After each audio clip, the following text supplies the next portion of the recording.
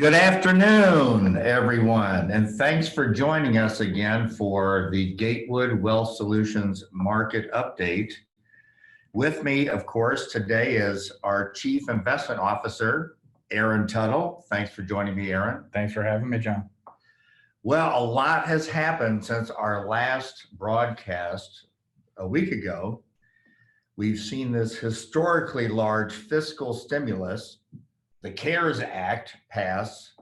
If you want to know what that stands for, it's the Coronavirus Aid, Relief, and Economic Security Act.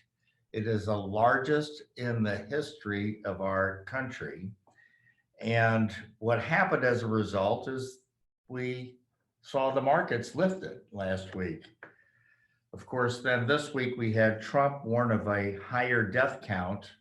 And now today the market's down, the Dow is down almost 1,000 points. But we're getting a lot of questions from our clients about the CARES Act and what that means to them specifically. And we're going to have more on that later as we learn more. But most importantly are the next 2 weeks, as this is going to be the time when the virus spreads to its peak 2 weeks from now, and the deaths are going to peak. So it's certainly going to be an important time to remain safe. But what is interesting from our point of view here is that the actual results are trending very close to our models. And that gives us great confidence, because if they can continue to track to our models, that'll give us even more confidence in the decisions that we're making along the way. So the good news is that this event has brought a lot of people together. We see a lot of good things happening. It's kind of like 9/11 when it brought people together. Do you remember that? I do remember that, yes. And, I think it's a good time for us to reflect on our own lives and the good things that we have. But from a market standpoint, we've had all this economic restriction, but as the old adage goes, necessity is the mother of invention. And we see a lot of different business developments that are happening, inventions that are just popping out of all kinds of places to continue to move our economic system forward. So Aaron, give us our investment committee's outlook and changes to the portfolio. John, a few weeks ago, we started the market update calls because of a confluence of events: the coronavirus, and ultimately the government's reaction to the virus, the price of oil, which we really haven't heard too much about, and the reaction by the Federal Reserve creating an issue with international dollar swaps. On February 20th, the first community transfer of the virus was reported in California. This coincides with the first leg down in the market. The market started to recover in late February despite the first death. On Sunday, March 8th, the oil futures opened down substantially. This was due to an OPEC meeting where Russia declined to slow production. The Fed intervened with $1.5 trillion in short-term loans and eventually brought interest rates to zero, as well as dusting off a lot of old tools from 2008. President Trump declared a national emergency and began to restrict economic activity. It is our view that the coronavirus is not unprecedented, and the market would have been able to price the crisis. Now, this is not to downplay the seriousness of the virus. The substantial drop in the market is likely due to the unprecedented government response, as well as the Federal Reserve policy and the price of oil. It now appears that the market is beginning to look past the virus and starting to consider the following: consumer activity once the lockdown is relaxed, then the price of oil and the dollar going forward. Now, here's our current timeline. Early to mid-April, the US will peak on death rates. The US begins to relax the shutdown near the end of April. This is beginning to relax it, doesn't end it. The GDP bottoms in early second quarter. If the first quarter comes in negative, we will hit that technical recession. The economy begins to climb out of a very deep hole. activity, specifically industrial activity, rebounding by the fourth quarter and continue to rise in 2021. We assume the new cases are in the process of peaking. The exponential growth rate for most countries has been 33% compounded daily.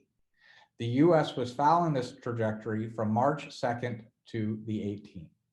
As new tests were brought onto market, new cases started to jump substantially, with daily growth rates at the beginning at 140%. However, if we were just to continue the growth rate of 33% since March 2nd, we would have had 350,000 new cases reported total this morning. This is not to say that the number of new cases cannot continue to be higher, but the growth rate has now dropped below that 33% compounding. We're beginning to start to curve towards the top of the peak. So we are peaking in new cases. The death rate should begin to peak over the next 1 to 2 weeks. There's usually a 9-day lag between symptoms and death for those people that the coronavirus does kill. So we would expect a lag. Look for the deaths to be below the previous day's death number as the sign that we are on the downward slope. Obviously, there's going to be some noise, so you just want to see that number consistently below the previous day. Government shutdowns have created supply shocks across the globe. However, things are beginning to turn. China is operating at a 60 to 70% manufacturing capacity, and 90% of the labor has returned. China is expected to be at 90% capacity in 6 weeks. There is also a demand shock as Europe and the US are in lockdown. Consumers will return to the economic activity once the lockdown is relaxed. And there is a silver lining in the slowed demand, since this does allow the US to resupply prior to demand coming back online. Companies just need an idea of how long this restriction will be in place. And yesterday's announcement by President Trump gave some fear that that's going to be longer than expected. Demand from consumers is not the only consideration. Businesses are going to be flush with cash from the stimulus and looking to put this to work. Companies will likely reassess their supply chain gaps and consider onshoring and automation. More on that later. Let's get into the fiscal stimulus. The government restrictions on activity are not the only unprecedented action. The speed and coordination of monetary and fiscal policy has been unprecedented as well. We mentioned the size last week that the total package is 25% of the US gross domestic product. And there is already talk of an infrastructure package as well. We are still studying the CARES Act, but there is something for everyone in the bill. Small businesses with forgivable loans, checks to individuals, aid to state and local governments, money for large corporations. There is one industry left out, the oil industry. This is a 1-2 punch for the industry, considering the price of oil and now being left out of the stimulus bill. As a reminder, we believe the price of oil will be the next focus once the market is able to price in consumer activity coming back online. We are considering a webinar to help our clients and small business owners understand the CARES Act. We are engaging accountants, bankers, and attorneys to find the experts. However, everyone is still trying to understand the bill. It really was passed quickly. Please let us know if you would be interested in the webinar. Monetary policy has also been unprecedented. On March 12th, the Federal Reserve added $1.5 trillion in short-term money in the repo markets. A lot of activity on March 15th. The Federal Reserve cut interest rates to 0 to 0.125. They cut reserve requirements to 0. Dusting off additional tools, they reinstated quantitative easing through $700 billion in security purchases. They announced swap agreements to provide liquidity to deal with the international dollar issue. And these agreements were with the Bank of Canada, Bank of Japan, Bank of England, European Central Bank, and the Swiss National Bank. On March 16th, the Fed began to purchase commercial bonds at whatever amount necessary. It was no longer just $700 billion with 500 being treasuries, 200 mortgage-backed securities. It was any commercial paper that was available on market. And they were doing that through direct purchases of exchange traded funds. On March 18th, they announced the reopening of the primary dealer credit, a tool used in 2008. And additional tools are being created. John, I just look at this in awe and just, wow.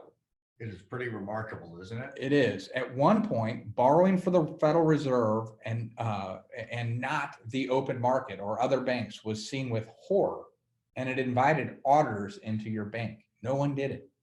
Never before has the Federal Reserve required zero reserves to be held. If they auditors was to show up, what are they going to actually audit? There are no reserves that are required. So in theory, this means the banking system could create an infinite amount of loans. This is infinite fractional reserve bank lending with no fraction left over. Literally every tool has been used, and the Federal Reserve has started to create new tools. Let's look at financial markets. The recovery should be quick. Once again, the market is not necessarily the economy. And with this much action by the Federal Reserve and fiscal policy, the market should respond quickly. And there tends to be a positive relationship with the speed of the drop and the speed of the recovery. Now it tends to be, it's not always there. The recent rise is the slope of a V-shaped recovery. Now we are still early on, so it may be a U. The next question in our minds is, has the business cycle reset? COVID brought forth what was likely to be a slowdown sometime in 2021 or 22, and that was brought forward. The business cycle, we believe, will reset depending on the number of businesses that have to close their doors. That creative destruction that is known in the market during these times. For the most part, these should be businesses that were already weak and would have been removed during the next recession. Cheesecake Factory, I think, is a great example that we've already seen. Next recession, they would have closed their doors. That just came early. Now, it's not going to just be the weakest businesses. There are going to be great companies that will go away as well. So we believe this translates to the 2020s as America's decade. The supply chain gaps will be reassessed as a substantial business risk. Companies are not going to sit around and wait for the next crisis to prevent their inventory from reaching consumers. We believe onshoring, unlike the offshoring that was going through the 90s and the 2000s, is going to be accelerated due to the reassessment of these supply chains. Automation is accelerated due to better labor use in the US workforce, as well as the ability to continue to produce if there are other pandemics, so employees can work from home. The US dollar is likely to soften, and this will make production look comparatively cheaper. The US does have a very high debt load, but so do other countries. And the US does have the advantage of being the reserve currency, so they should be able to better deal with the burden. Now, this will not always be the case if we continue to try to solve these problems by treating the currency in the way that we're treating it right now. Something that John always says, and it's always true, cash is always king. You also should know your banker by first name. Take advantage of the loans coming from the government, especially if you are a business. They are going to provide a lot of cheap capital to your competitors if you don't get these loans. Cash flow modeling is important. Once you know you have sufficient cash to weather the storm if the lockdown lasts 6 months, look to pre-fund your investment accounts, such as your 401k or any other investment accounts that you're making on an ongoing contribution. As a reminder, buy on weakness. Many have asked us, should we buy now? Here is a slide from BlackRock looking at average returns from all periods since 1950. Buying 2 weeks after the bottom, buying 2 weeks before the bottom, and perfect timing. Obviously, buying the bottom is the best. We wish we could do perfect timing. Unfortunately, we will not know the bottom. Even on this material, this is data that is looking back so you know the bottom, so you can say, well, this is 2 weeks before or 2 weeks later. We won't know when that is. But the slide illustrates, one, that there are substantially higher returns coming out of a bear market versus normal returns. And that it is better to be early than late. We will continue to prudently add equity through weakness.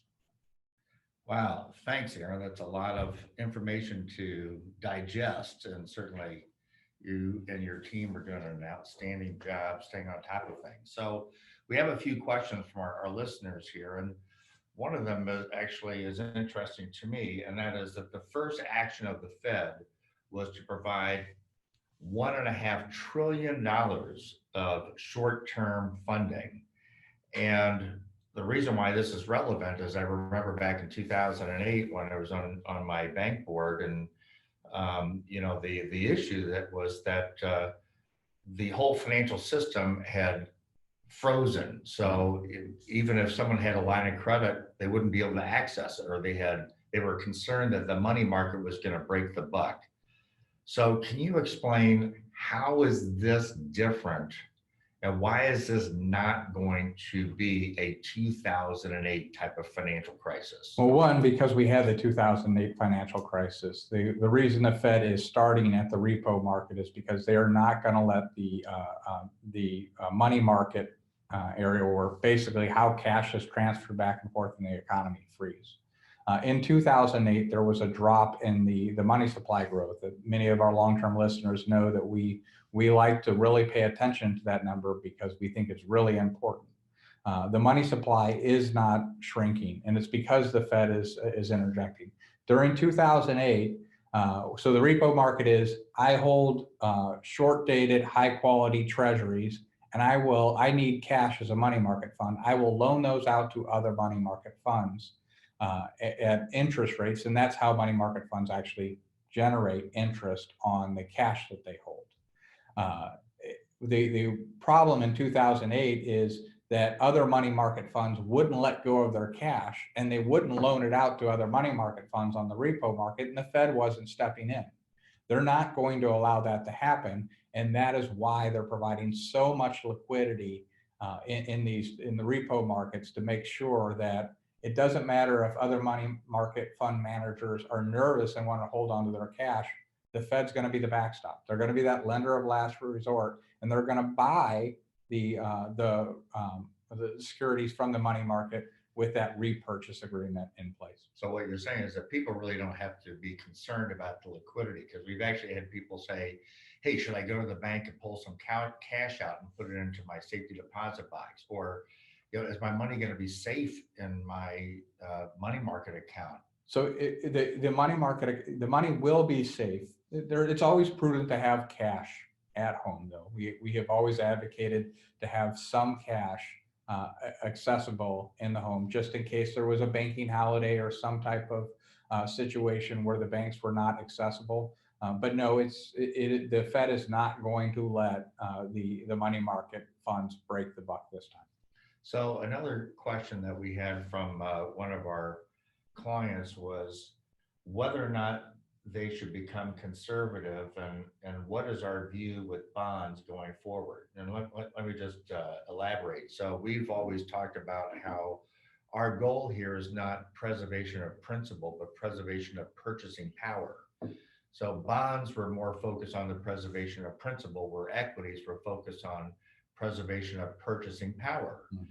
The issue is that when we're looking at our clients' allocations and we want bonds to be that somewhat stable value asset that has a modest amount of volatility, with interest rates as low as they are, now we're at risk of having bonds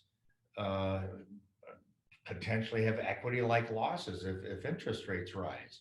So how are we going to look at conservative portfolios, or how are we going to position bonds in a portfolio because of that? If you want a conservative portfolio, you have to be looking at bonds that are cash equivalent, because that's the only way that you're going to ensure that you're going to have that preservation of principal built in. As you pointed out, bonds, their volatility through this has resembled equity.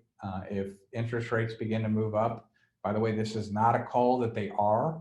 The Fed continues to step in and buy bonds that as their interest rate rise, that means the value of the bond is decreasing. So they're putting a backstop underneath there. But at some point, interest rates do get to move, and there's really not much difference between a 10-year bond and a 3-year bond or a 3-month bond. There is some difference in spread, but not enough to compensate you for the interest rate risk that you are taking. We think that this is, imagine Russian roulette, and there's all kinds of chambers. It wasn't just 6. Let's say there's 100 chambers in one bullet. Well, okay, your odds are okay that bullet isn't going to land, but why would you ever play the game? At some point, the music does stop on this, and we don't think it's worth holding those because we don't find bonds, at least bonds that are dated more than 2 or 3 years out, as something that's conservative. Just go to cash. So one of the things that we've talked about in the investment committee is this whole concept of price discovery. The free markets discover the price of a security through the natural open free market. But now we have this huge influx of capital from this, of course, it's made up capital by the Federal Reserve and the federal government. How is that distorting price discovery, and how will price discovery normalize with all that money in the system? It's a great question. The second part is far more difficult to add, but we were talking about not confusing the economy and the market. The market probably should, if there wasn't stimulus, the Fed was not interjecting, the prices would be lower. So they are deliberately going in there to prevent price discovery, to keep prices up. That's the point of it. There's an old adage, don't fight the Fed. When they're doing that, you want to continue to stay there because they can provide as much cash as they want to do that. But then that means that the market is not really reflecting the economy. They should be, the market should be a leading indicator to the overall economy. And this type of distortion creates a lot of noise and makes it very difficult to understand what are the true costs when making these purchases. So we had a follow-on question to the bond conversation we just had. And it is, if you hold the bond to maturity, why does it matter? It doesn't matter. You're going to get, so if you buy a 10-year treasury and it's paying you 80 basis points, at the end of the 10 years, you would have earned about 8% on that bond over that 10-year time frame. But we don't think it makes sense to hang around for 10 years to get 8% whenever you could easily see a 23% drop in the value of that security while you're waiting. Now, granted, it will appreciate at a much faster pace. And that 23% is what the long-dated treasuries have appreciated for the year. So they're up 23% year to date. Well, if interest rates go back to where they were, and they were certainly low at the beginning of the year, then you would see a 23% loss. Yes, you would still regain all your principal, but we think that it would be better just to be in cash. Maybe you don't get the same coupon on the 10-year. Maybe you're getting 0 to 25 basis points. But if we're 5 years down the road and you're still in cash, and cash is paying you 3 or 4% over the next 5 years, well, you're going to get 20% by waiting. So I mean, if you have, so just to kind of put it in perspective, if you had $1,000 bond that you bought today, it's a 10-year or a 10-year treasury. So over the next 10 years, you're going to earn $80. Well, if interest rates just go up to 3%, that's $300. So if you look at the $80 versus $300, that's almost a 4 multiple. And so what that means is that on the reverse side is that the value of that bond or whatever that forfeited interest that you could have had by reinvesting in that with cash is significant. Right.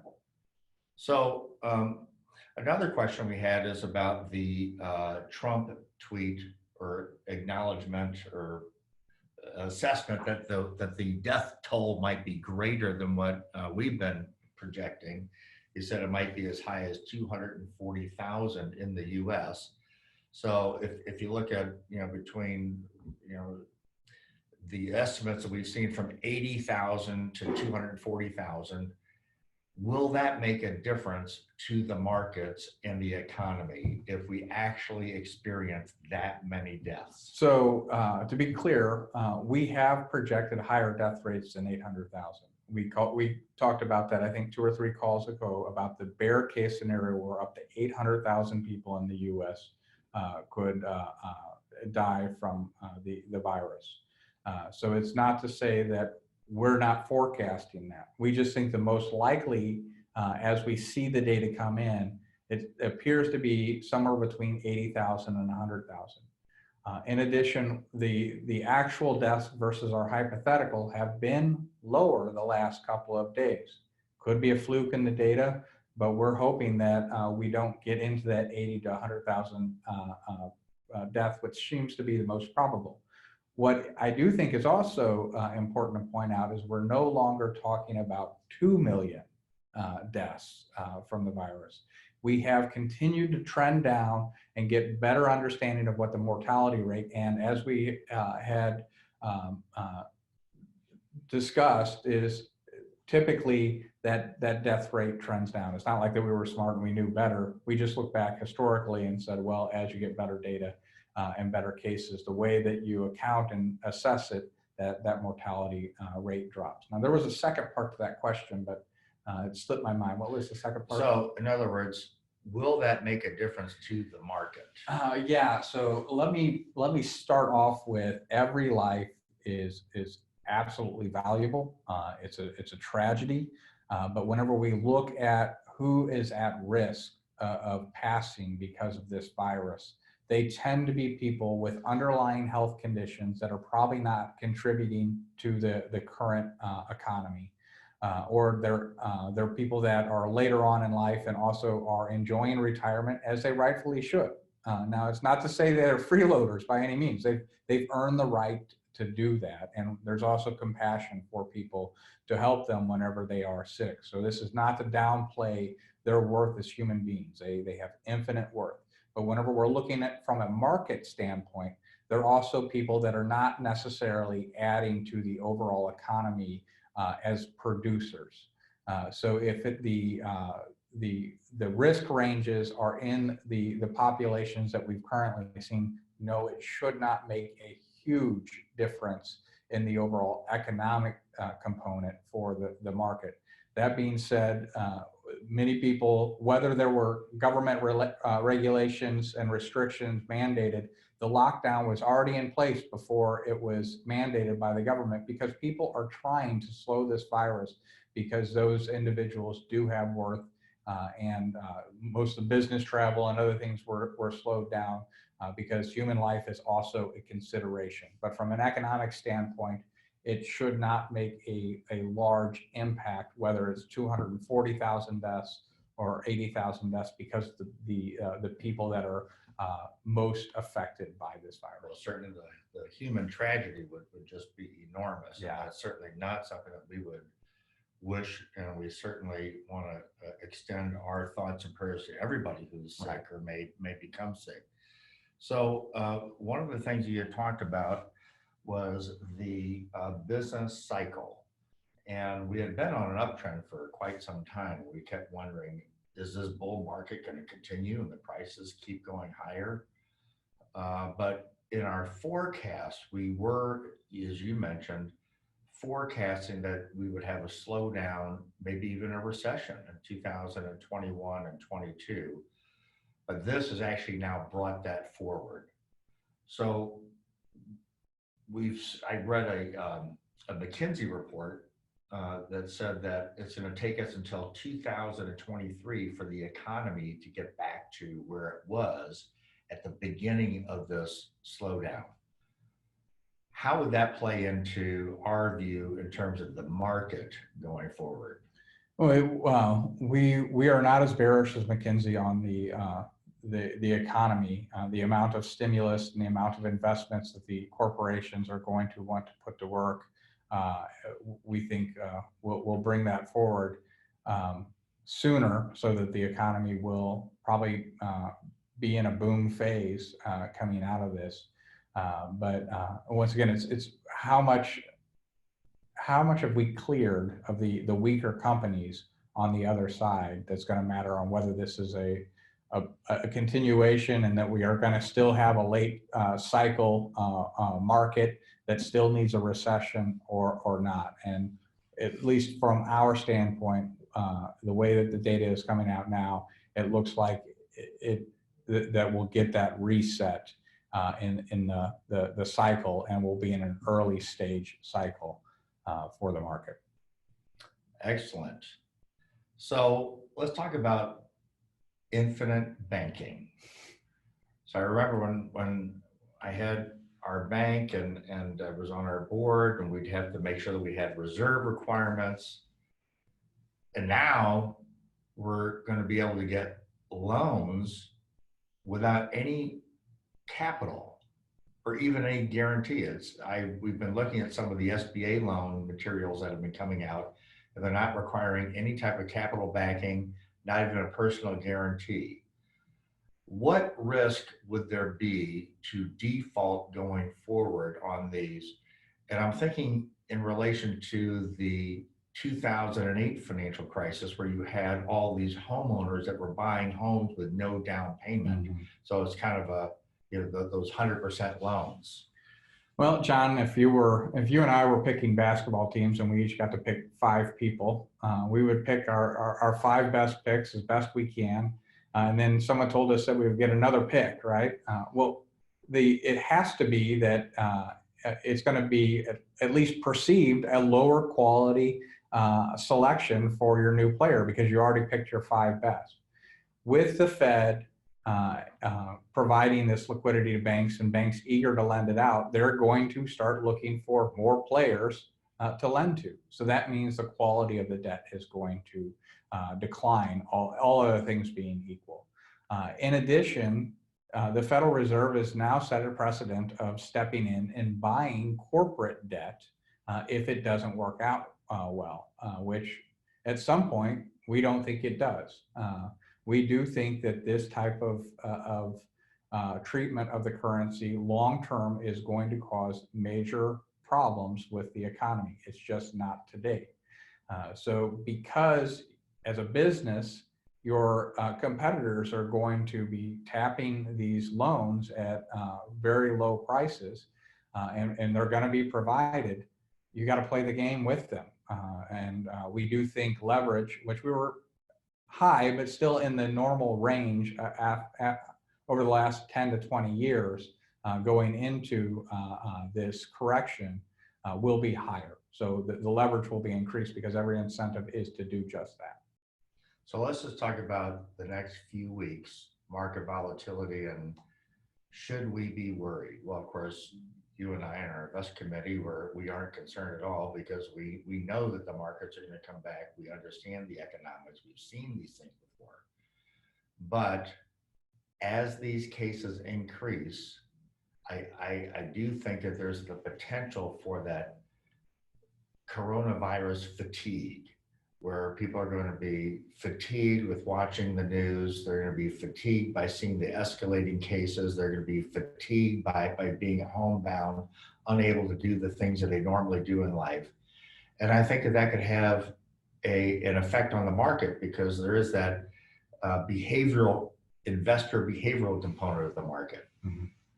What would you say to our listeners as they watch the market potentially seesaw up and down over the next few weeks? So we're getting better data on the cases, and we're following the same trajectory as many other countries. So it's not going to necessarily be about the new cases. It's going to be about how long the lockdown will remain in place. And we saw today's sell-off was because of announcements on maybe June 1st for the relaxing of the lockdown. So that is likely going to be where the volatility comes from going forward, not so much the new cases. There are a lot of models that are out there now looking at the virus. The virus and the death rate is within the parameters or the boundaries that are being set in these models. So there doesn't seem to be a surprise on that. Now, it doesn't mean that the new cases and the death rates are not going to continue to increase. They will by following the model, but that is already priced into the market. With the market volatility we anticipate going forward will be, well, how long before consumers begin to move? And then on what is the consumer reaction once the lockdown is restricted. We're trying to pay a lot of attention to what's happening in China because that experiment has already happened there. There is public announcements on, hey, it's safe, go out to the restaurants, you can do things to get people out. So is it that people will have cabin fever and they'll really want to get out there and spend a lot? Or are they going to fear that the virus really hasn't passed? That's yet to be determined. And just because it's one way in China doesn't mean that it necessarily has to be another way in the US. But I think that's what's driving the volatility at this point, not so much the virus. And then once we have that solved, I think the long-term view is going to shift. What impact does oil have at these prices? Can we get stability? What does this mean if the US is not producing as much as it was producing prior to the crisis? And then with interest rates being so low and the Federal Reserve taking such the reaction that they have, what does that mean for the value of the dollar going forward? So it seems like what you're saying is that the most important thing to watch right now is the length of the lockdown, where it's pretty well known what the trajectory of the coronavirus is. I mean, Yes. we know what the bands are, good and bad. What we don't know is what is actually going to be decided upon by the government. Right. And that's really the decision point which is causing the markets to have this concern right and now. it's not just government, it's governments, right? The Right. US is not the only nation with these policies in place. There's actually very few without them in Europe, Sweden being the one example that I can think of. The UK was going to go with without using the lockdowns, but most of Europe, most of the United States is in this restricted environment. So we had one client ask about risk and are we thinking outside the box? In other words, because this is something that we've not experienced before, because there's all these unprecedented moves, have we really thought about all the risks that could happen that may impact the market, where maybe the market won't come back? So have we thought about all that could happen that would be impossible for us to be able to do. There are always black swans that can pop up that are not, there's no way to foreknow what will happen. So certainly there are things that we are not thinking about and not aware of. However, the Fed has said they are going to do anything and everything possible, and they have an unlimited amount of ability to create money out of thin air, and they said that they will prop it up. The U.S. has not started to purchase equity indexes. The Federal Reserve is purchasing ETFs and corporate bonds, but the Japanese bank has purchased equity indexes. If there was a problem, the Fed's going to step in. Now, I think there's a lot of arguments and debate to have on whether this is actually the right course. I do not consider it personally the right long-term course. It certainly is going to alleviate the pain of the downward market, but that just pushes the pain somewhere else and ultimately could risk the reserve status of the US dollar, which would be a significant disadvantage for the US to lose that. It allows us to be able to have the type of standard of living It's the large military, the ability to have low interest rates. All of that could be jeopardized if the Fed was to push the dollar to a point where people just lose confidence in the dollar. And if that was to happen, the problem would not be deflation in the market where assets are losing value, but inflation possibly, and we're not making the call that this is on the forefront, but if they were to continue to do that and just never stop, you would eventually hit hyperinflation, which would be a far worse situation than deflation. You can manage through deflation a lot better than you can hyperinflation. So I know that when we look at our portfolios and what we're doing in terms of our financial planning for our clients, we're always evaluating risk. And certainly there are going to be risks that are unknown and there are going to be risks that are unknowable. But I think that the tendency that we have, we do have this bias, investor bias, that when the market goes down or you have bad things happen like right now, that people think that it's a permanent loss. And it reminds me of a video that I watched earlier this week. It was an owner of a business, and he prepared this for his employees. And in it, he said, "We refuse to participate in this recession." He says, "I am going to keep everybody employed. I want us all to be out there working to serve our customers. And we refuse to participate in this recession." And I think that is expressive of the American way. In other words, as I said earlier, that necessity is the mother of invention. There's been a lot of necessities have been created out of this because everybody's at home, but all the different things that are happening or that are being accelerated, like Zoom. Maybe you just comment on that. And then, so the platform that we're using right now, Zoom meeting, we have been using here for our work from home process. We have a morning meeting at 8:30 every day. We all are on there. It is helping tremendously with that social distancing and the feeling of isolation, but people are not going to not use it on the other side when we finally get out of this mess. All these habits and creative solutions are going to be probably looked with some nostalgia because, hey, could you imagine going through this crisis without Amazon, without the internet, without Netflix, without the ability to do Zoom messaging? How many times have you made a phone call on your phone that wasn't a FaceTime call?